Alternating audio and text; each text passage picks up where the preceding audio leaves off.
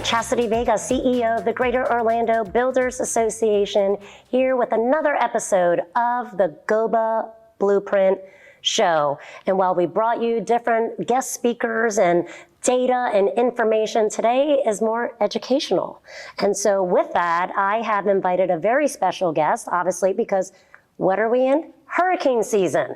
And so this is going to give you all the insight on what you need to know on disasters around the states and obviously what we're prone to, which is hurricanes. So with that, I want to welcome my friend, Jonathan Falk of NAHB, who is the Director of Disaster Operations, right? Who knew that we had such a person, right? So it is you, and you live right here in Jacksonville. Yeah, I am a native Floridian, grew up here, and so happy to be here today with you and the membership. Well, we have a lot to talk about because, you know, we are watching the news and all the headlines and hurricanes and wildfires and tornadoes, and the list just goes on. And so I don't think a lot of people are aware, and that's what we want to do today, is to bring them the information on exactly what your role is and on the National Association of Home Builders and how they can actually help a local area or even the state when a natural disaster occurs. And so I know you're affiliated with over 650 local and state builders associations. You're preparing and responding and recovering on these natural disasters. So tell me a little bit more about the program. Yeah. So the program, it's the NAHB Disaster Relief Program. We work with local and state associations across the country to help them prepare for, respond to, and recover from natural disasters. So, to date, we've responded to about 140 separate events, and we respond to a new event about every 2 weeks. Wow. And so I'm looking at this little cheat sheet that you gave me, an NAHB regulatory team. They are affiliated, or they assist with federal agencies such as FEMA, HUD, and SBA in development and disaster policy? Yeah, so we have a really cool team at NAHB. The Disaster Relief Program is a really cool team. We have the ability to reach out kind of across the NAHB ecosystem to whether it be the advocacy team or the regulatory team or communications, to be able to bring the resources to bear that the local membership needs kind of in their time of crisis. So yes, we work very closely with the NAHB regulatory team to help them craft and collaborate with the various federal agencies that are involved in disaster response. And I like this program because obviously Central Florida, we have many hurricanes. It is a goal of mine when we see something happening that we are just shooting out those resources to the membership so they know who to call. Yes. And so now we can add another one for assistance, and that's you and NAHB, right? So let's talk about one of those instances that maybe you had a hand that you took part in the recovery process, Maui. So what does that look like? What was your responses when the wildfires happened in Maui, and how did NAHB assist there? So Maui's been a huge project for us. So it was late last year were the Lahaina wildfires. We immediately reached out to the BIA of Hawaii to first and foremost ask, how are you doing? How are your members doing? What has the impact been to the membership on Maui? How are your builders responding? To kind of craft a strategy to move forward into the long-term recovery. So I traveled directly to Maui post-fire to survey the damages there and work with the Hawaii home builders. From there, we were able to work with the home builders there. NAHB actually donated $50,000 to the recovery effort.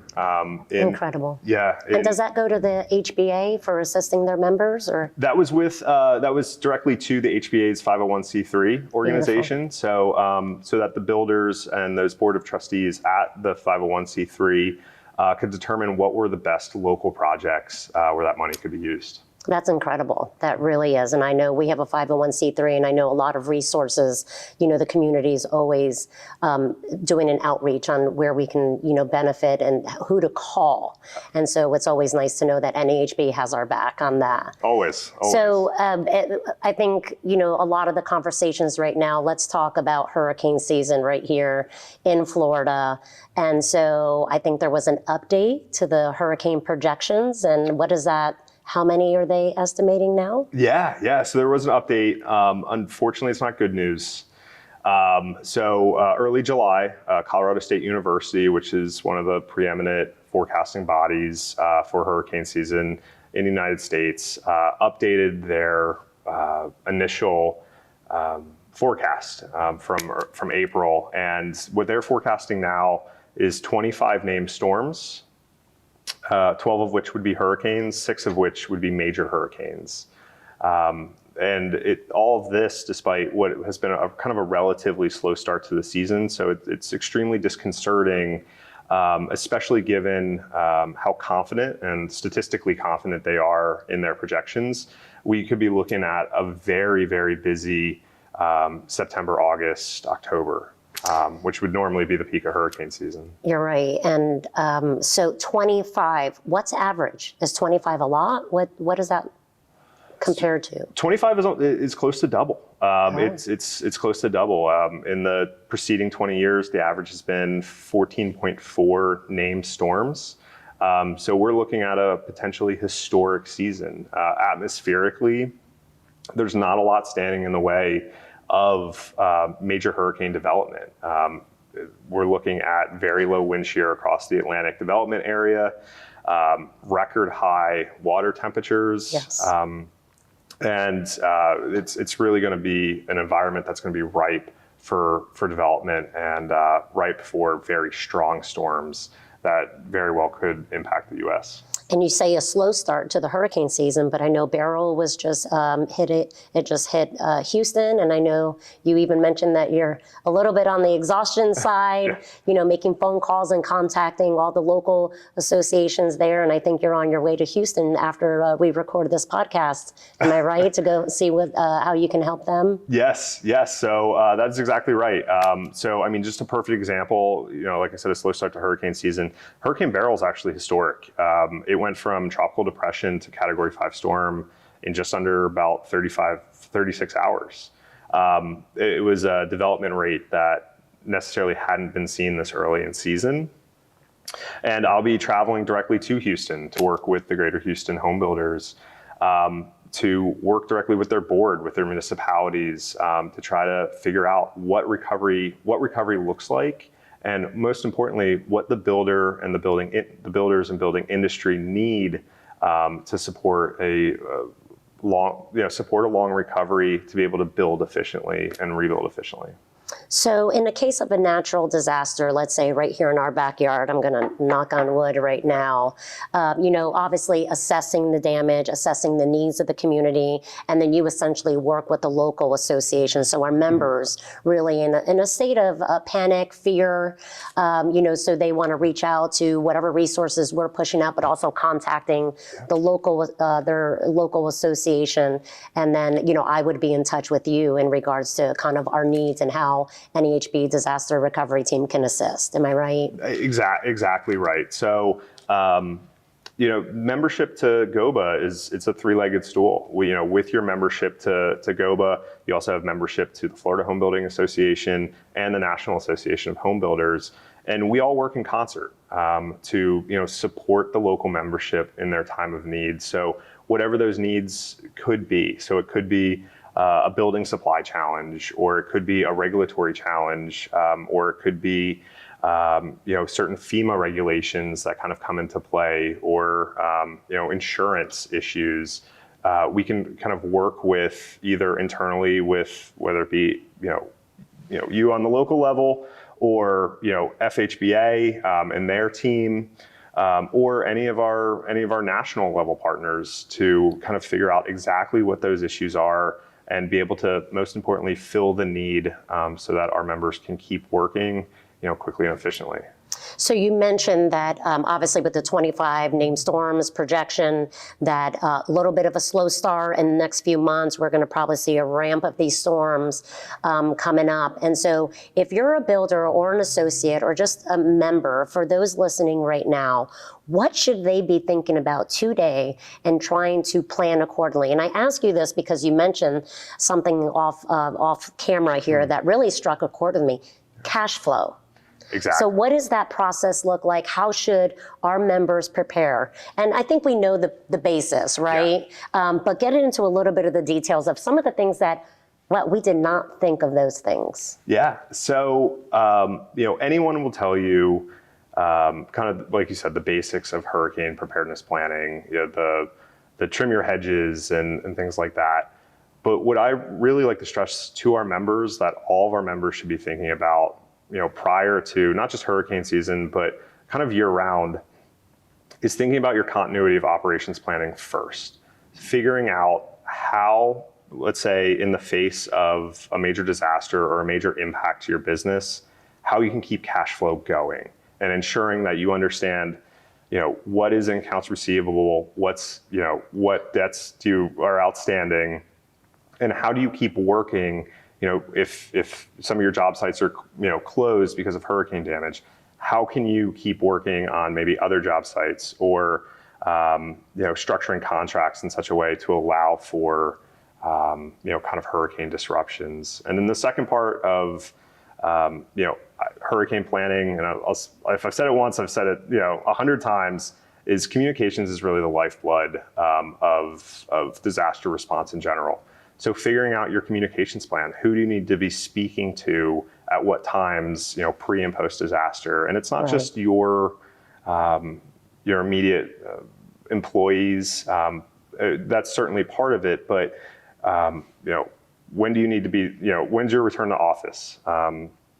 What employees need to know what, when do your customers, what do they need to know? When are you going to be back on the job site? Or if you don't know, making sure that you have a framework in place to get them updates. And then, for your subs or suppliers, making sure that they understand that, because of the hurricane, we are closing down work for a number of days. We plan to return, X day. So we would expect you back, but if it is a larger than expected impact, we will contact you using this channel. And I think a lot of, when it pertains to job sites, and I think we've had a couple of phone calls in the past on this, is prepare your job sites now. Yes. Do not wait. You don't know when roads are going to be closed, when things are going to be shut down. And so to prepare those job sites as well as your own personal plans.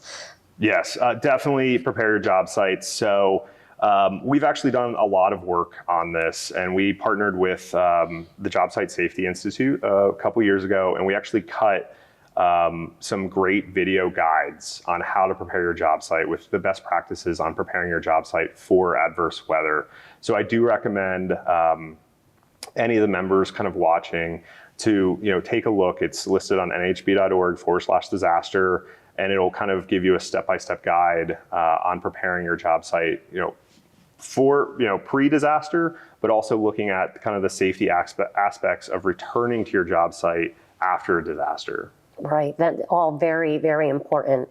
And so obviously, we have conversations, hurricanes here in Florida, but I think as we watch the headlines, we're seeing the tornadoes, like I said, wildfires, some just weird things going on out there that are, just the conditions that you just don't expect, tornadoes coming through, or wildfires, and the areas that are just not typically impacted.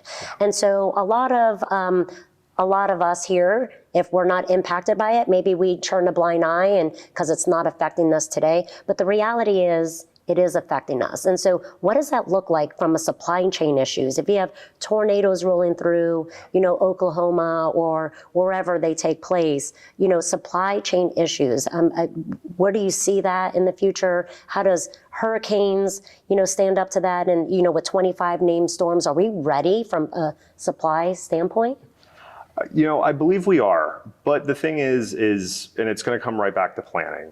So in the immediate aftermath of any storm, anyone who has lived or worked in Florida through any hurricane season knows directly after a storm, blue tarps, shingles, stirring strips, roofing supplies, generators are going to fly off the shelves.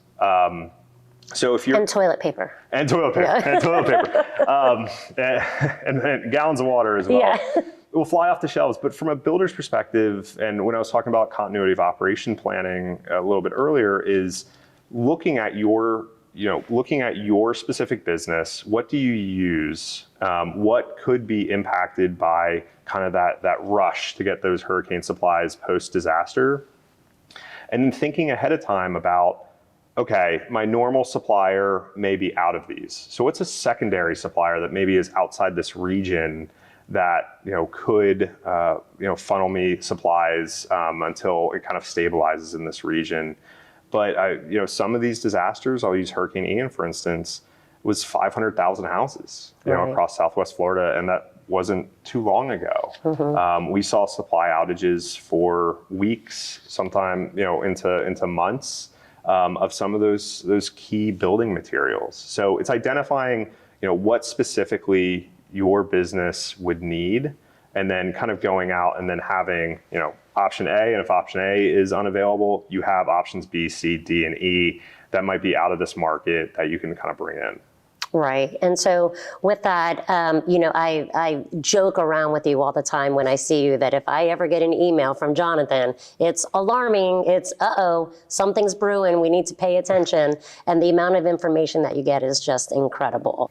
Well, Jonathan, that is just a great amount of information as we kind of go through this season of hurricanes, and even watching the other states, and wish everybody in Houston and Texas well with what just happened with Hurricane Beryl there, and to know that you're just right up the street in Jacksonville, right? So that we have access to you. And tell me again, what was that website to get information? NAHB.org/disaster. So we list all of our guides, videos, resources. We have customizable templates. We have pretty much every link that a member might need, post-disaster, to get them the information that they need so that they are able to, safely and efficiently start working again. But nhb.org/disaster. And as a member, I'm also a resource to all the membership as well. So if you have a particular question, you can feel free to contact me directly as well. Well, great. And it's always just a really good feeling to know that we have the state backing us up, and as well as the National Association of Home Builders as we go through so much uncertainty with these national disasters. So I can't thank you enough for being with me today. Thank you so much for having me. I appreciate it. And I know I like having you here, but I hope I don't have to see you again or don't get an email from you. That's what everyone says. It's like, it was lovely having you, but please. Yeah, please go. Please go. But if you ever need us, we're always monitoring kind of disasters across the country.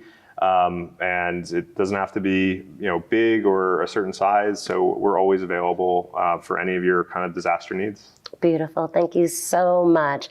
And with that concludes yet another fantastic episode of the GOBA Blueprint. Thank you again to my special guest, Jonathan Falk of NAHB. And with that, keep calm, build on, and continue to build that American dream. We'll see you on the next show.